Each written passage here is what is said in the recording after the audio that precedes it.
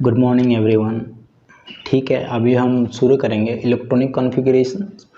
तो electronic configuration में हम नाइट्रोजन फैमिली में एक एक मेंबर का सभी का कॉन्फ़िगरेशन क्या क्या होता है वो देखेंगे। जैसे आपके स्क्रीन में दिख रहा होगा कि नाइट्रोजन का है हीलियम 2s2 2p3, फॉस्फोरस का है नियॉन 3s2 3p3, एस का है आर्गन 3d10 4s2 4p3। तो इसमें जो देख सकते हैं हम पी ब्लॉक के स्टार्टिंग में हम पढ़ रहे थे कि इनका कॉन्फ़िगरेशन पी ब्लॉक का जो सब एलिमेंट्स है उनका कॉन्फ़िगरेशन क्या होता है NH2 NP1 to 6। ठीक है, तो इधर नाइट्रोजन फैमिली में आते हैं तो हमें क्या मिलेगा, N की जगह पे क्या दिखाई दे रहा है, 2। ये जो 2 जो है ये क्या रिप्रेजेंट करता है, आउटर मोस्ट सेल को रिप्रेजेंट करता है, वैलेंस सेल। ठीक है, तो नाइट्रोजन में आउटर मोस्ट सेल 2 है और फास्फोरस में 3 है, आर्सेनिक में 4 है, Sb में 5 है और Bi में 6 है। ठीक है, तो और सभी में s ऑर्बिटल में कितने कितने इलेक्ट्रॉन है, 2 इलेक्ट्रॉन है, और p ऑर्बिटल में कितने इलेक्ट्रॉन है, 3 इलेक्ट्रॉन्स है। ठीक है, तो इसका फर्स्ट पॉइंट में क्या बोल रहा है, ये valence shell configuration is NH2 NP3। तो नाइट्रोजन फैमिली के सभी एलिमेंट्स में क्या होगा, s ऑर्बिटल में 2 इलेक्ट्रॉन होंगे और p ऑर्बिटल में 3 इलेक्ट्रॉन होंगे। ठीक है, और क्या, s orbital is completely filled and p orbital is half filled making the electronic configuration extra stable. ठीक है, तो जैसे s में 2 इलेक्ट्रॉन हो गया और p में 3 इलेक्ट्रॉन हो गया। आप लोगों को पता होगा कि s में कितना इलेक्ट्रॉन मैक्सिमम ले सकते हैं, 2 इलेक्ट्रॉन्स, और इधर 2 इलेक्ट्रॉन्स ऑलरेडी है तो ये क्या है, कॉम्प्लीटली फिल्ड है। और p में क्या है, p में मैक्सिमम हम 6 इलेक्ट्रॉन ले सकते हैं, इसमें p में कितने इलेक्ट्रॉन है, 3 इलेक्ट्रॉन है, तो ये क्या है, हाफ फील्ड है। तो हम लोग को और एक रूल है केमिस्ट्री में, अगर कोई ऑर्बिटल हाफ फील्ड हो या फिर फुल फील्ड हो तो उसका स्टेबिलिटी थोड़ा बढ़ जाता है।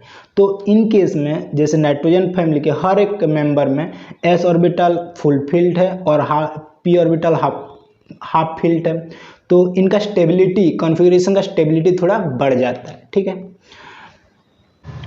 नेक्स्ट है एटॉमिक एंड आयनिक रेडाई, है ना। तो रेडाई का मतलब क्या है, रेडियस। तो एटम का रेडियस के बारे में बता रहा है, ये क्या होगा इसमें देखो, ये कह रहा है कि रेडियस इंक्रीज होगा जब इन द ग्रुप, जैसे जैसे हम नाइट्रोजन से फास्फोरस आएंगे, फास्फोरस के बाद आर्सेनिक आएंगे, तो क्या होगा, एटम का साइज धीरे धीरे बढ़ता जाएगा मतलब एटम का साइज बढ़ गया तो उसका रेडियस भी धीरे धीरे इंक्रीज होता जाएगा। और क्या हुआ बोल रहा है, considerable increase from nitrogen to phosphorus and small increase from arsenic to bismuth. तो नाइट्रोजन से फास्फोरस तक जितना इंक्रीज होगा, उसके बाद जब हम आर्सेनिक से बिस्मथ तक आएंगे वो इंक्रीजमेंट कम हो जाएगा, उतना ज़्यादा इंक्रीज नहीं हो पाएगा। नेक्स्ट हेडिंग क्या है, आयनाइजेशन एनर्जी। तो फर्स्ट आयनाइजेशन एनर्जी क्या जानते हैं, आयनाइजेशन एंथैल्पी और ionization energy represent the energy required to remove an electron from an isolated gaseous atom in its ground state. तो ये बोल रहा है कि कोई एक एटम है, उसका आउटर मोस्ट सेल से हम इलेक्ट्रॉन निकालना चाहते हैं, उस इलेक्ट्रॉन को निकालने के लिए कुछ अमाउंट ऑफ एनर्जी चाहिए होगा, उसको क्या बोलेंगे, आयनाइजेशन एंथैल्पी। और कंडीशन ये है कि वो एटम गैसियस स्टेट में होना चाहिए और वो आइसोलेटेड होना चाहिए, मतलब सिंपल अकेले ही होना चाहिए, तभी जाके हम ये काम कर सकते हैं।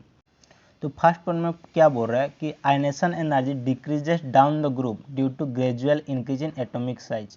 जैसे हम नाइट्रोजन से फास्फोरस आएंगे, फास्फोरस से आर्सेनिक आएंगे, तो ये आयनेशन एनर्जी क्या होता हो जाएगा, डिक्रीज होता जाएगा। क्यों, due to increase atomic size. इसका रीजन ये है कि जैसे नाइट्रोजन छोटा एटम है, उसका न्यूक्लियस से आउटर मोस्ट सेल पास में रहता है, तो हम उसके लिए कुछ एनर्जी स्पेंड करेंगे।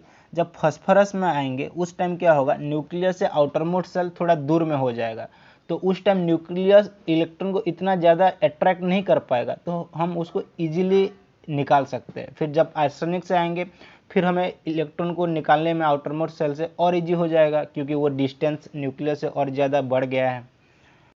हाँ, तो नेक्स्ट पॉइंट में क्या बोल रहा है, due to extra stable half filled p orbital electronic configuration group 15 ionization energy is much greater than group 14। ठीक है, तो इसमें ये बोलना चाहता है कि जैसे नाइट्रोजन फैमिली में क्या होता है, उनका कॉन्फ़िगरेशन NH2 NP3 होता है। तो s ऑर्बिटल तो फुल फिल्ड है और p ऑर्बिटल क्या है, हाफ फिल्ड है।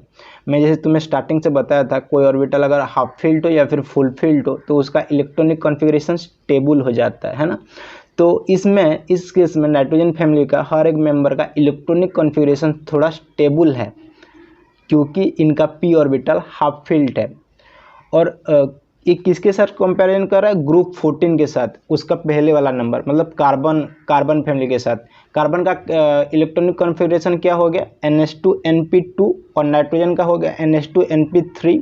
तो कार्बन में तो p ऑर्बिटल हाफ फील्ड नहीं है, उसमें 3 इलेक्ट्रॉन होना चाहिए, जिस जगह पे NP2 है 2 इलेक्ट्रॉन है, तो वो तो कुछ स्टेबल कॉन्फ़िगरेशन नहीं है। तो ये नाइट्रोजन के कंपेयर में थोड़ा कम स्टेबल है ना। Next, successive ionization energy, del H1 is less than del H2 is less than del H3। हाँ ठीक है। तो सक्सेसिव आयनेशन एनर्जी मतलब क्या, जैसे मैं तुम्हें बताया कि आयनेशन एनर्जी में हम क्या करते हैं, आउटर मोस्ट सेल से एक एक इलेक्ट्रॉन निकालते हैं, उसके लिए जो अमाउंट चाहिए, एनर्जी चाहिए, उसको हम देते हैं, उसको आयनेशन एनर्जी बोलते हैं। तो ये हो गया कि कोई एक एटम लिए, हम आइसोलेटेड गैसियस एटम लिए, उसमें से एक इलेक्ट्रॉन निकाल लिए, उसके लिए कुछ एनर्जी दिए जिसको हम बोलेंगे आयनेशन एनर्जी, और हम बोल सकते हैं डेल H1। उसके बाद हम क्या चाहते हैं, उससे और एक इलेक्ट्रॉन निकालना चाहते हैं। तो अभी हम जब सेकेंड इलेक्ट्रॉन निकालने के लिए जाएंगे, उसके लिए भी कुछ एनर्जी चाहिए होगा, जो एनर्जी चाहिए होगा उसको हम क्या कहेंगे, del H2, second ionisation energy. फिर हम चाहते हैं कि और एक इलेक्ट्रॉन निकाले, तो वो क्या हो जाएगा, डेल H3। तो इस हिसाब से बोल रहा है कि फर्स्ट जो एनर्जी आयनेशन एनर्जी है वो हमें कम देना पड़ेगा, नेक्स्ट जब निकालने के लिए जाएंगे उसके लिए उससे थोड़ा ज़्यादा देना पड़ेगा, और थर्ड में जब हम इलेक्ट्रॉन निकालेंगे सबसे ज़्यादा एनर्जी हमें देना पड़ेगा। ये है सक्सेसिव आयनेशन एनर्जी। ठीक है। नेक्स्ट क्या है, इलेक्ट्रोनेगेटिविटी। इलेक्ट्रोनेगेटिविटी जैसे पता है कि पीरियोडिक टेबल में हर एक एलिमेंट का कुछ एक इलेक्ट्रोनेगेटिविटी होता है। इलेक्ट्रोनेगेटिविटी मतलब इसका इनहेरिटेंट प्रॉपर्टी होता है। एक हिसाब से बोल सकते कि इसका इलेक्ट्रॉन अट्रैक्टिंग कैपेसिटी बोल सकते हो आप, जैसे फ्लोरीन का सबसे ज़्यादा है पीरियोडिक टेबल में, है ना। तो ये क्या बोल रहा है, decreases down the group with increase in atomic size. तो इलेक्ट्रोनेगेटिविटी क्या होता है, डिक्रीज करते जाता है। सबसे ज़्यादा नाइट्रोजन का होगा, उसके बाद फॉस्फोरस का होगा, उसके बाद आर्सेनिक, उसके बाद Sb, और सबसे कम लास्ट में बिस्मथ का। ठीक है। और नेक्स्ट हेडिंग है फिजिकल प्रॉपर्टीज। हाँ, फिजिकल प्रॉपर्टीज में फर्स्ट पॉइंट क्या है, dinitrogen is a atomic gas while all other are solid. तो नाइट्रोजन जो है वो क्या है, एक गैस है, लेकिन बाकी element phosphorus, arsenic, Sb, Bi ये सब क्या है, सॉलिड है। और ये जो नाइट्रोजन है कैसे है, डाई नाइट्रोजन है। हमें एटमॉस्फेयर में नाइट्रोजन N के हिसाब से नहीं, N2 के हिसाब से मिलता है। 2 नाइट्रोजन मिला के एक मॉलिक्यूल बनाते हैं N2, इसलिए उसको क्या बोला, डाई एटॉमिक गैस, है ना। तो ये इसी हिसाब से मिलता है, और ये ओनली गैसियस है, बाकी सब सॉलिड है। Next, boiling point increases top to bottom. Boiling point मतलब क्या, मतलब जो टेम्परेचर जिसमें लिक्विड स्टेट से गैसियस स्टेट में कन्वर्ट होता है एलिमेंट्स। तो जैसे वाटर का कितना 100 डिग्री सेल्सियस, 100 डिग्री सेल्सियस देने से हम क्या होता है, लिक्विड फॉर्म से वो गैसियस फॉर्म में ट्रांसफर हो जाता है ना। तो ये वाला क्या हो, बॉइलिंग पॉइंट इंक्रीज करता है। जैसे नाइट्रोजन का कम बॉइलिंग पॉइंट होगा, फॉस्फोरस का उससे थोड़ा ज़्यादा, आर्सेनिक का ज़्यादा, Sb का और ज़्यादा, बिस्मथ का सबसे ज़्यादा। बहुत टेम्परेचर देने के बाद ही वो लिक्विड से गैस में कन्वर्ट होगा, है ना। Melting point increases up to arsenic then decreases, है ना। तो मेल्टिंग पॉइंट क्या है, जो सॉलिड से लिक्विड होगा, सपोज हम आइस लिए हैं, आइस को वाटर में कन्वर्ट करना चाहते हैं, तो वो क्या होगा, उसका मेल्टिंग पॉइंट। आइस का मेल्टिंग पॉइंट कितना है, 0 डिग्री सेल्सियस।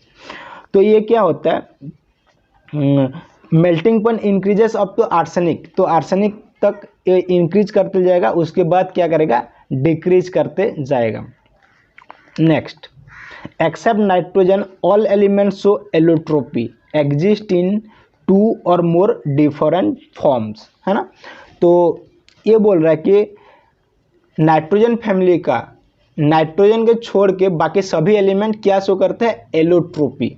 एलोट्रोपी मतलब क्या, exist two in more form, two or more form, different form. जैसे कार्बन का एलोट्रोप्स है ग्राफाइट और डायमंड, है ना। तो ग्राफाइट एक अलग चीज़ है और डायमंड एक अलग चीज़ है, लेकिन ये दोनों किससे बने हैं, कार्बन एटम से लेके बने हैं। तो इनको क्या बोलेंगे हम, कार्बन का एलोट्रोप्स है ये, ग्राफाइट एक एलोट्रोप्स और डायमंड एक एलोट्रोप्स। इस तरह से नाइट्रोजन फैमिली का बाकी सभी एलिमेंट एलोट्रोपी शो करते हैं एक्सेप्ट नाइट्रोजन, जो कि एलोट्रोपी शो नहीं करता है। हाँ, और एक लास्ट मैसेज यार, क्लास हुआ तो मैं एक्सपेक्ट करता हूँ आप लोगों को समझ में आया होगा। अगर आपको कुछ जानने के लिए मिला है, आप कुछ सीख पाए हैं, तो प्लीज़ सपोर्ट कीजिए, चैनल को सब्सक्राइब कीजिए। सब्सक्राइब करने के लिए पैसा नहीं लगता है यार, फ्री ऑफ कॉस्ट है, आप कर सकते हो। और अगर कोई जानना चाहता है और कोई सीखना चाहता है तो आप इस वीडियो को शेयर कीजिए लोगों के साथ और कीप फॉलोइंग यार, क्योंकि मैं इसके बाद ये चैप्टर का हर एक वीडियो में पोस्ट करूँगा। आपको अगर पढ़ना है तो आप चैनल को सब्सक्राइब कीजिए, नोटिफिकेशन बेल को दबा के रखिए ताकि आपको सही टाइम में वीडियो का अपडेट्स मिलता रहे। Thank you.